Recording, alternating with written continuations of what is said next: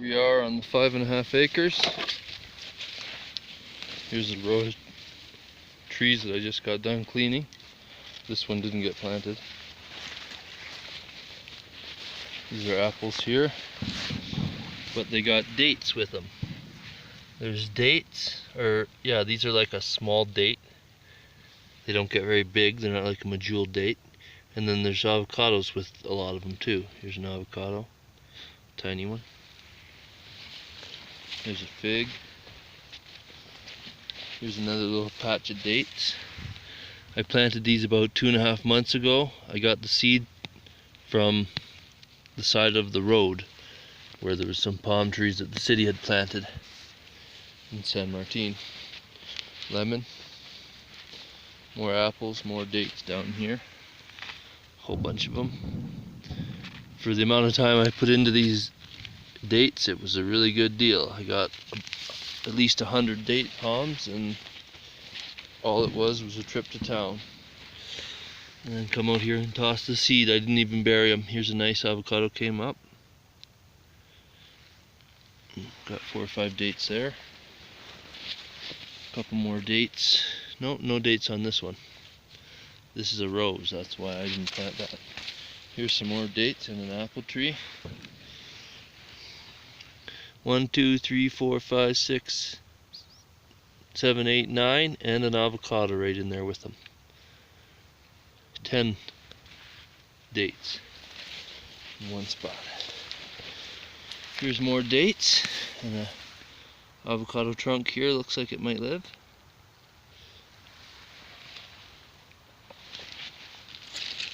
There's another rose, figs, and dates. More dates. Looks like we got about 10 there. Another rose and some more dates. And this avocado's got a little sprout on it. Coming back after the transplanting.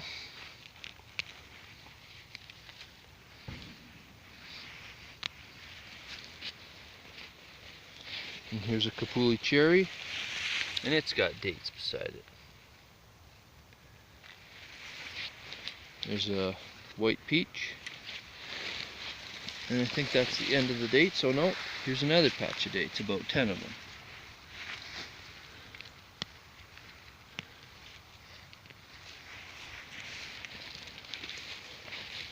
Here's a white peach. Some more dates there. And an avocado with them. Tiny little one. You can't even hardly see it on the video, I don't think. And here's an older avocado that I planted, but it doesn't look like it lived. Here's a tejocote. No dates with that. Oop, knocked the corn. Another tejocote. Coming back. Apple. Some more dates here too. More dates right there. 2 or 3. Here's an apple. This little dog, it's his first day that he's ever left home. I carried him here on the motorbike. He did not want to come, so he's following real close to me today. There's another apple. These apples were given to a neighbor of mine by the Mexican government. They did a solicitud. They solicited the government. Here's a kapuli cherry with it. And then I bought them off of her for, it's illegal to sell them, but I bought them off of her for about 80 cents a piece. There's another one. And I bought 80 apple trees. And I bought another 40 or 50 off of her the year before. So these are the ones I bought the year before, actually. And then the new ones are way over there. Way over in that other patch of corn. Here's another tejocote. There's no more dates down here. I didn't come this far with the date seed. But I did another patch of date seed over there. I think they might have got buried with the plow. There's an apple. Another apple. And up ahead here we got the avocados. There's another apple. You can see there's a lot of grasshopper damage.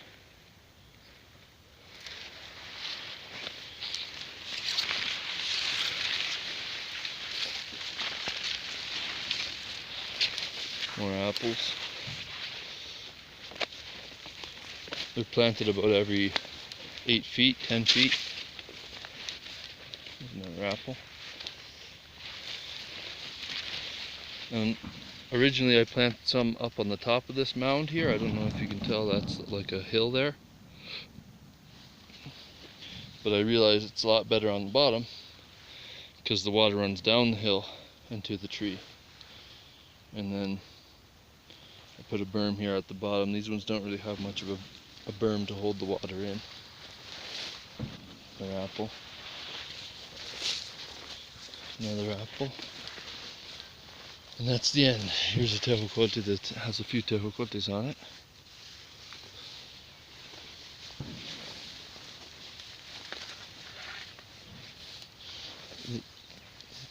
Most of the tejocotes are probably going to be grafted with pears. There's a view, the mountain down there, and the cities down below. Looking over towards Tlaxcala there, and over here is Puebla, and the city of Puebla is way over that way, Cholula. Okay, here we go, and on another row. This one's got lots of avocados.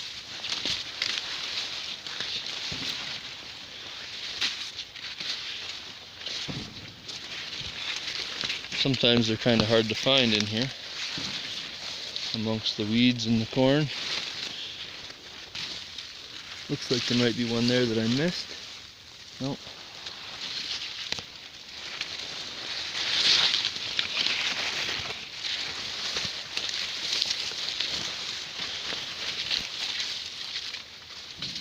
In the wintertime, when all these weeds get dry, it's really hard to walk through here. There's a tejocote down there. I plant them in deep holes because they conserve more moisture that way. That's one that died there.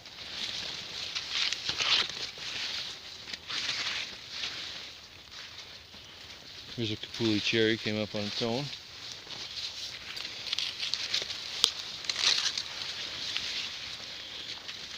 There's a tejocote here. Blue one. Where is it? There it is.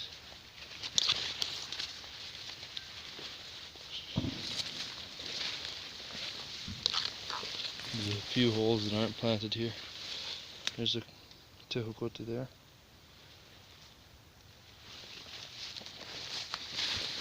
Here we're getting into the avocados now. Oh no, one more tejocote.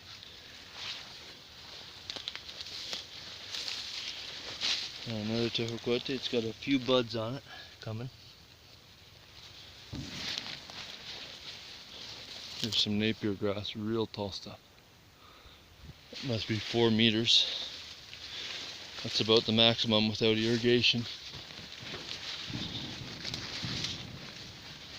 Now we're into avocados. There's a nice little avocado there. Got some help from the shade of the Napier grass. Here's one with no leaves on it, but it's got lots of little buds coming.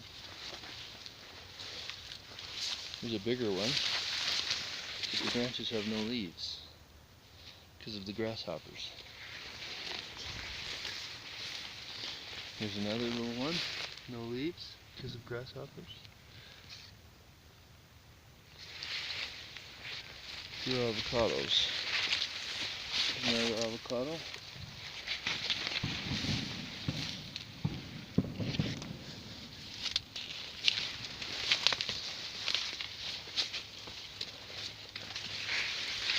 There's a pear, Spanish pear, big giant pears.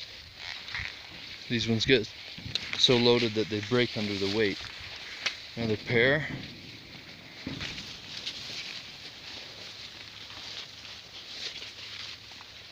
And they do really well with the drought too. There's a fig down in there. Figs do really good with the drought too. There's an avocado and a tejocote together.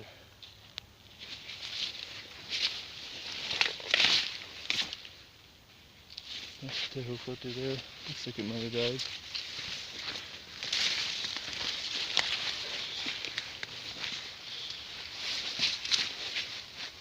That was a fig there that died, I think.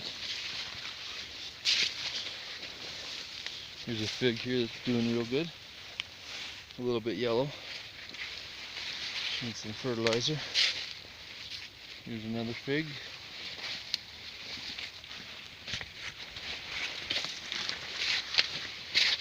And another fig. And that's the end of that row. And I got one more row up at the top here that I have to clean yet on this half of the farm. This is the small half. And that's the big half over there. You can see the house in the distance behind the grass.